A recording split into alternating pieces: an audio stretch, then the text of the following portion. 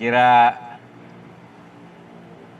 10 hari setelah saya menjabat, itu datang Pak Prabowo menemui saya di kantor. Karena saya sudah kenal lama baik, teman baik lah, sudah kenal baik.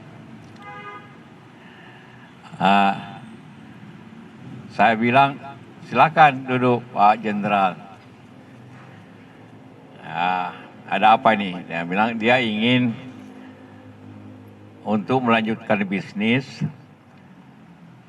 ingin membeli Kiani Kertas, PT Kiani Kertas, pabrik kertas di Kalimantan itu, milik milik daripada Bob Hasan kan, yang macet di bank. Saya tanya di bank mana macetnya? Saya bilang di Mandiri. Oh, serius ini? Serius. Oke, baik. Jadi saya telepon di Rut Mandiri, Pak Agus Martowardoyo. Saya bilang, ini benar Kak, Kiani Kertas Anda mau jual karena kredit macet? Ya Pak, mau jual. Berapa harga? Ya bilang sekarang kita mau jual 150 juta dolar. Dan sudah ada peminatnya dari Singapura. Sudah mau beli. Sebenarnya jangan jual ke Singapura. Lebih dibeli oleh pengusaha nasional. Jangan ke asing. Saya pegang selalu prinsip begitu. Nah, boleh Pak, asal cash. Tidak boleh restrukturisasi. Nah, pinjaman dipinjamkan lagi, tidak harus cash. Jadi di depan saya masih ada Pak Prabowo. Saya sampaikan ini boleh, tapi cash 150 juta dolar. Nah, mau nggak? Mau. Jadi sekarang saya bilang, setelah ini Anda pergi ke Mandiri, ketemu Pak Agus. Nah, ketemulah, deal. Saya dengar beberapa waktu kemudian, maka dia bayar. Dan itu kemudian menjadi milik Pak Prabowo, pabrik itu.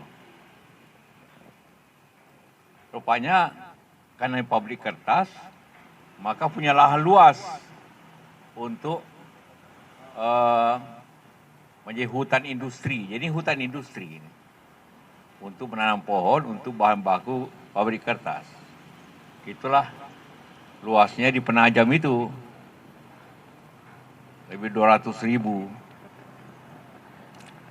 Jadi hanya hak untuk menanam HTI, hak pengelolaan kira-kira gitu lah. Mungkin AHGU saya tidak tahu. Saya tidak tahu anunya, tapi biasanya itu pengelolaan. Nah, itulah kenapa Pak Prabowo memang punya lahan seperti yang saya baca di Riau, dia aku juga kan. Jadi, tapi itu jadi ngikut lanjut lahan itu bagian daripada pabrik kertas yang saya minta ke Bank Mandiri dijual saja ke pengusaha nasional, jangan keluar. Nah, itu ceritanya. Sayangnya sampai sekarang pabrik itu tidak berjalan. Jadi saya baca, saya tidak tahu Anda tulis cerita tidak berjalan, tidak bagaimana diizinkan.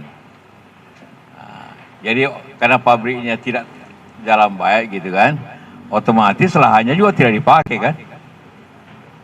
Nah, jadi memang kalau Pak Prabowo ingin kembali ke negara memang seharusnya begitu, karena tidak dimanfaatkan dengan baik lahan itu.